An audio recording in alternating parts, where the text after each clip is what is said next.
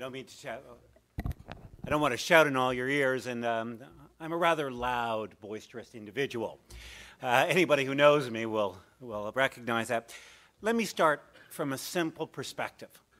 I believe in professional financial advisors.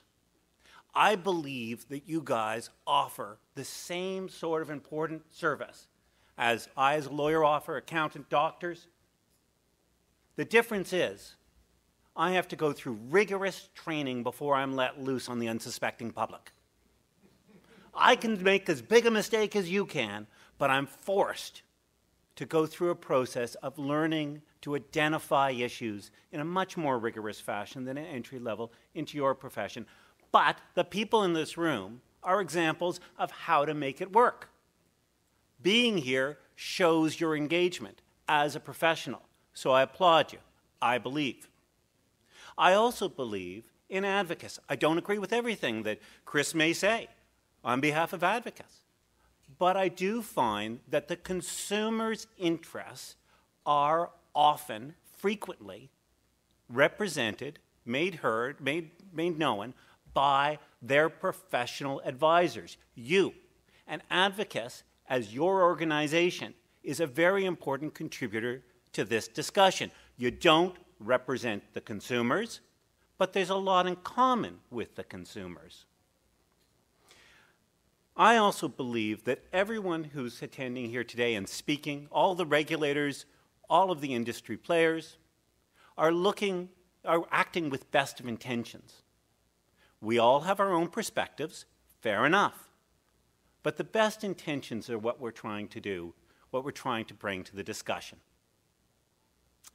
Well, I asked whether I could be frank with this crowd, and I was encouraged to be so. Anybody who knows that I'm a troublemaker, perhaps that was the wrong decision, but here I am. So let me start with this theory, this proposition. The system is broke. We cannot continue in the manner we're doing. We can't have multi-regulators with different rules and lack of clarity to you, the advisor, to pass on to the consumer. How can that work? It creates confusion, all of this regulatory extra burden between different silos. It's a mess.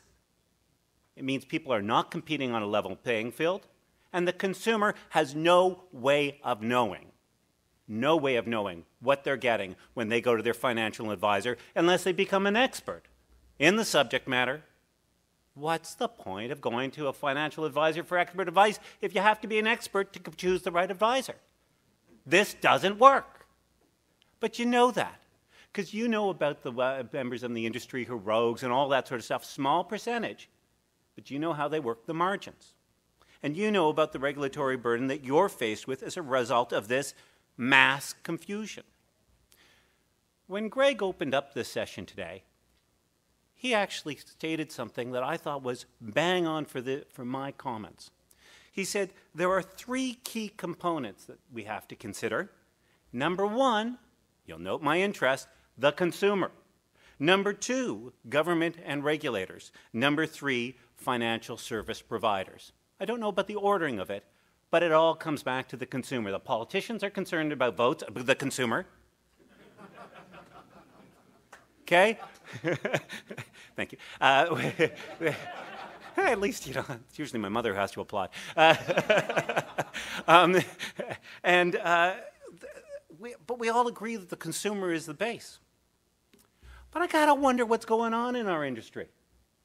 How come when we hear about the alphabet soup of people getting together to decide how to lay out things, we hear about the alphabet soups of Cicero and whatever, the joint forums? Where's the consumer? If it's the position of the regulators that they represent the consumer, I say, what? What contact do you have with the consumer? Where's the consumer in your organization? OSC, where's the consumer in your organization? As a lawyer, my governing council is made up of the benchers, Law Society of Upper Canada in Ontario. We have a significant proportion of those decision makers who govern our regulations, our industry, are lay people, non-lawyers. This is a significant element of our ability to properly deal with our own. Where in all these discussions about what the future of financial services distribution is the consumer at the table? I heard today the transitional authority is thinking of creating a consumer group, a panel. Great, all for it, after they've decided the direction. Best of intentions, but missing the point. All right. When a consumer walks in the door looking for financial advice, I don't care if it's a bank, because they were the same from the point of view of the consumer looks for advice. Or the insurance agent, the mutual fund dealer, whatever the heck it is, the financial planner on the street corner. They're looking for professional advice. They don't know that they're selecting, if they're going to an insurance agent, somebody who can only service this little silo. And they're not getting a holistic plan. They don't know what they need. I was hearing a great example today from a member of the audience who was exactly saying that. He was asked for the cheapest price on a product and found out when he asked a few questions, yes, professional engagement, asked a few questions, that the client really didn't want, I don't remember if it was a T10 or something. What he really needed was something totally different. The consumer doesn't know. So to lay off the responsibility on the consumer is not what you guys are suggesting. So how does